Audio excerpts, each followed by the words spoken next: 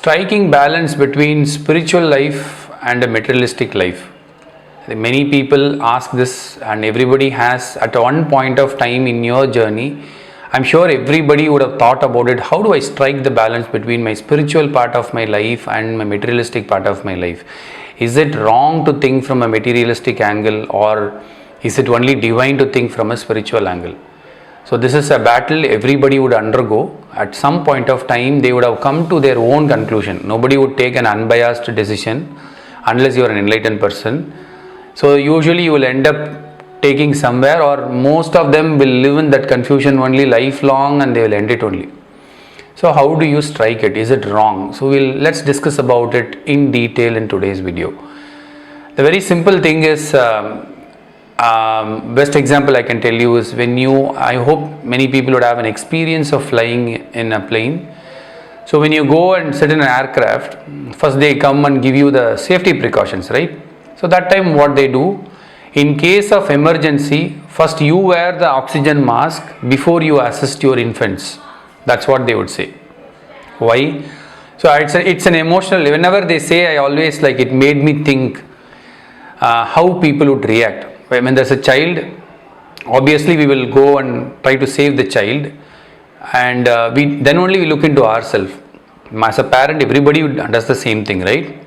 They always look at the child's need first, and then they will do it. But that is actually wrong, because they think if they do it for themselves, they feel they are selfish people.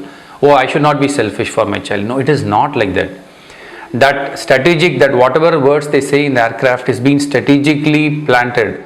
It is properly analyzed by psychologists and psychiatrists for ages, and they say this is the best survival strategy. So by various survival strategists, so they have come up with this. In case of emergency, you will have to first save yourself, then only comes the next. Okay, common sense answer is, first if you don't save yourself, and then if you're not able to save yourself, what is the purpose of they living it? They will be living without. Can a child live a happy life with the parent? No, right? At least you are living, you can recreate it. So first you save, immediately you look into once you are perfect, immediately you know how to protect them. You are the best person. So same strategy works for spirituality and materialistic world. First here we have to understand, here is materialistic need. You need to know what is need here. Okay. If it is out of desire, if it is out of your greediness, then it might turn into your. If it is a desire, then obviously you are ready to open the door of negative karma in your account, because you have a desire. There is always a pain, and a lot of other negative things come with the package. But if it is a survival need, that is what you need for it. If you actually look into survival need, our needs are very, very minimal. But there is another called as comforting needs. There is nothing wrong to be in comfort zone. Like you have for example, I have a camera. I'm recording it with my old camera here, DSLR. Long time I wanted to throw this. I'm using it now. Suddenly I felt one day I have to buy a good quality camera, and I want to shoot a professional video for my YouTube channel, for the community. But then I was I thought it's an emotional decision. Something was telling me, do I really have to put it, because I'm not into a regular job here. So then I was keeping that decision in my bucket list for a month, and I was living in it.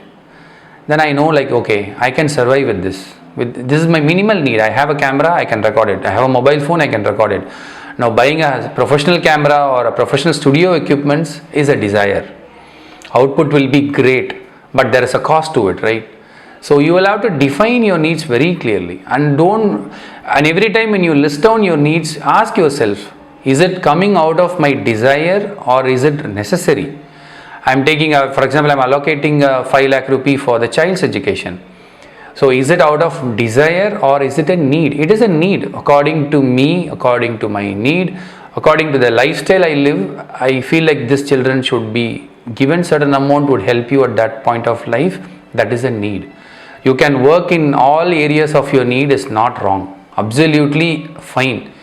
It is your survival and your comforting thing. Only then you can think of next level of spiritual growth. Right? When a person is hunger, no matter whatever language, whatever spiritual techniques and blessings he get, no, he will not even bother. All he needs is a food or a glass of water to drink. So when that is given, once he questions thirst or completely satisfied with the food, then you will ask, okay, now tell me what is that spiritual stuff you're talking, let me listen. It's a common sense, so make sure you fulfill your needs and work on it, nothing wrong in it, and don't feel bad at all. You don't have to don't put your spiritual knowledge into your needs and say this is sin, this is bad, why I'm spending it. If you are thinking only, that means it's a desire. So first, from your materialistic need, segregate the needs versus your desire needs. Okay, nothing wrong in the desire also. Once you fulfill all your needs and you're progressing, automatically your desires will happen. If it's a meaningful desire, it will manifest. That is a universal law. So don't have to worry about that area. When you're growing spiritually, the desire would vanish and you will know this is not needed. I'm happy with what I have. You will come to a state of mind where you feel, if I get it, great. If it's not there, still I'm great. You will get into that state of mind. So you don't have to balance it. You need to understand what is materialistic need. Once you understand all these things, you are automatically, spiritually, you are an evolved soul.